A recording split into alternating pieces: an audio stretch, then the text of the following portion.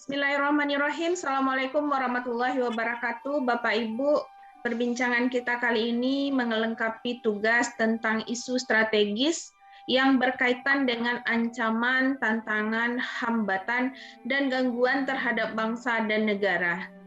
Untuk perkenalan kelompok kita, silakan kepada Pak Mul.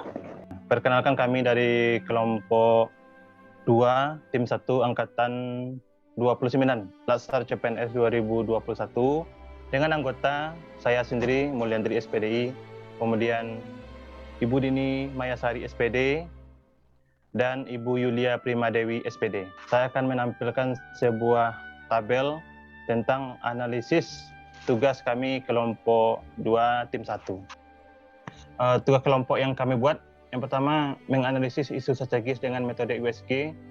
Ada 5 isu yang kita angkat dengan responden kami bertiga, Mulyandri, Ibu Dini, dan Ibu Dewi. Setelah ditotalkan semuanya, maka yang diambil adalah kasus korupsi dengan poin 38. Berarti dari kesepakatan kita mengangkat tentang korupsi. Korupsi ini sebenarnya banyak. Kira-kira korupsi tentang apa yang akan kita angkat di sini? Saya sangat setuju sekali dengan pendapat kita bertiga bahwa kita akan mengangkat tema isu strategis kita, yaitu tentang korupsi. Tapi bagaimana kalau tema kita perkecil menjadi isu strategis itu di bidang bantuan sosial pada saat ini, yaitu pada saat pandemi COVID-19. Bagus, saya juga setuju ya. Saya juga setuju. Saya setuju juga. Ada apa? Kira-kira isu strategis seperti apa yang pernah Bu Dewi dengar dengan ini, Bu Dewi? Budaya korupsi ini kan memang telah menjadi budaya yang mengakar di negara kita sejak dulu sampai sekarang. Nah, perilaku itu terus membudaya di tengah masyarakat. Nah, korupsi yang terjadi di tengah masyarakat kita ini itu sudah dimulai dari hal-hal yang paling kecil, dari nominal yang paling kecil sampai kepada perilaku-perilaku yang sangat besar sampai dengan angka-angka yang fantastis. Korupsi merupakan kerusakan ya, dan kebobrokan atau keburukan lah. Korupsi membuat kerugian bagian keuangan dan merusak kehidupan. Salah satu isu strategis yang terjadi pada bangsa Indonesia pada sekarang ini adalah korupsi bantuan COVID-19 ini. Kira-kira penyebab ini apa yang terjadi di sekarang ini? Mungkin ada beberapa faktor ya. Yang pertama itu faktor individu. Ini lebih kepada pribadi masing-masing mungkin ya. Seperti adanya sifat tamak mungkin ya. Atau moral yang lemah atau akhlak yang lemah, dan gaya hidup yang konsumtif. Ya, saya tambahkan juga penyebabnya bisa juga karena penyimpangan dan efektivitas dalam program bantuan sosial pandemi COVID-19 ini bisa karena kualitas aparaturnya yang belum menguasai, dan kemudian bisa kompetensi administratornya juga bisa, kemudian tentang disiplin, bisa juga dengan sarana dan prasarana, serta yang paling penting ini mungkin pengawasan yang masih lemah. Mungkin penyebab yang lain tidak adanya pengendalian terhadap diri sendiri. Ini kunci sebenarnya. Semakin kuat iman seseorang, pengendalian diri itu sebenarnya bisa dilakukannya. Ada juga yang krusial ya, itu adanya data penerima bantuan yang tidak akurat, valid. Jadi hal ini menyebabkan mungkin ada masyarakat yang seharusnya mendapatkan bantuan menjadi tidak dapat karena akurasi data yang tidak tepat. Karena data yang tidak tepat itu karena penyelenggaranya itu Pak Mul yang keliru dalam melaksanakan tugasnya. Datanya sudah tidak tepat, jadi langkah ke depan yang akan dikerjakan oleh penyelenggaraan negara itu menjadi tidak jelas. Itu menurut saya. Bisa jadi. Satu penyelenggara negara itu kan adalah PNS. Mungkin karena kompensasi PNS itu yang rendah sekarang. Atau gimana ya? Bisa jadi, Bu.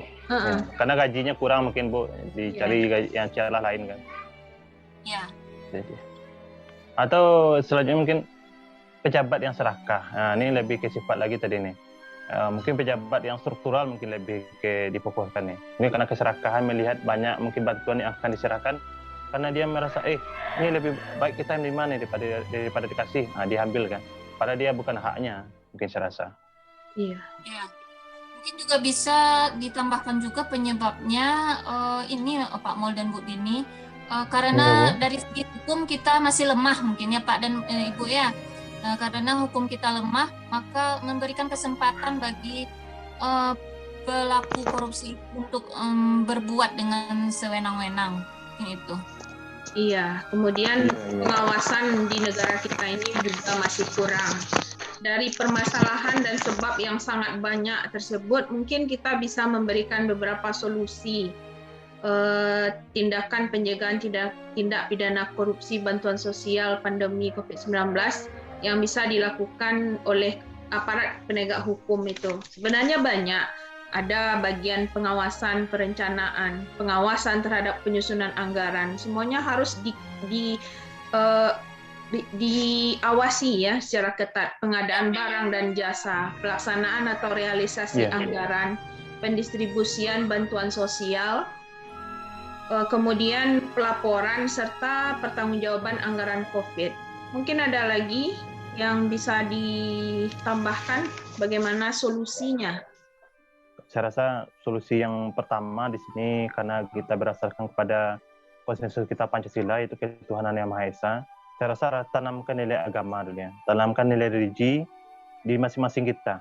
Jadi kalau ini sudah keimanan kita atau religius kita sudah mantap, kita mungkin tidak akan lagi mengambil hak yang bukan kita. Kita tidak mau lagi mencuri. Kemudian yang kedua mungkin bisa kita memberikan solusi adalah mendorong akselerasi digital terhadap seluruh program bantuan sosial.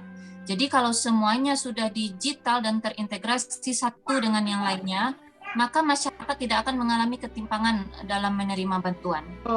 Mungkin tambahannya bantuan itu bisa diserahkan secara langsung ya, secara tunai, tidak lagi berupa uang, sehingga kemungkinan korupsi semakin kecil bahkan mungkin bisa hilang. Saya di sini lebih kepada nominal uangnya nih. Nominal uang yang akan kita berikan ini kita transfer lah dalam bentuk kayak dalam rekening saja mungkin langsung, jangan dalam bentuk uang cash. Saya lebih kepada aparatur penyelenggaraannya.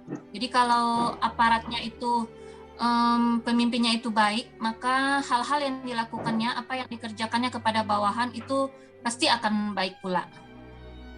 Betul. Oke, mungkin sedikit tambahkan juga setelah aparatnya kita perbaiki, kita gunakan lagi. Sekarang kan kita teknologi kita 4.1 ya, kita manfaatkan teknologi kita lagi untuk seperti tadi kan data kita sudah digitalkan, penerimanya sudah dalam bentuk rekening. Ini mungkin yang lebih kita tingkatkan lagi. Demikian Bu.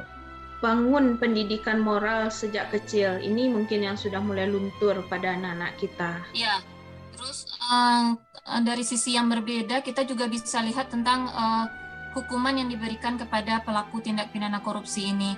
Saya bisa memberikan masukan dan pendapat bahwa pelaku tindak pidana korupsi ini sebaiknya memang harus diberikan hukuman dengan yang seberat-beratnya, sehingga kesempatan mereka untuk mengulang kembali itu bisa diminimalisir. Saya rasa setelah hukuman yang akan diberikan itu akan terlaksana, berat atau tidaknya itu tergantung mungkin kepada penegak hukum. Kalau penegak hukum kita, polisi, jaksa, hakim kita kalau sudah kuat, saya rasa baru bisa. Tapi kalau penegak hukum kita belum kuat, tidak akan bisa saya rasa. Jadi penegak hukum harus kuat dulu. Jadi sebaiknya kita juga menutup celah untuk internasional kita dengan menutup peluang pencucian uang dan menyimpan uang ke luar negeri. Iya. Oke, setelah kita lihat penyebabnya dan solusinya, ya kelompok kita ini berharap ya, semoga kita dapat membentengi diri kita sendiri dulu sehingga bisa lah menjadi pribadi yang anti korupsi. Kita ucapkan say no to korupsi. Yes. Say no to korupsi. Say no to korupsi. Baik, perbincangan yang sangat luar biasa kita Bapak Ibu. Demikian paparan dari tim kami. Semoga bermanfaat. Apabila ada salah dan janggal kami mohon maaf. Kami sudahi dengan wabillahi taufik wa hidayah. Assalamualaikum warahmatullahi wabarakatuh.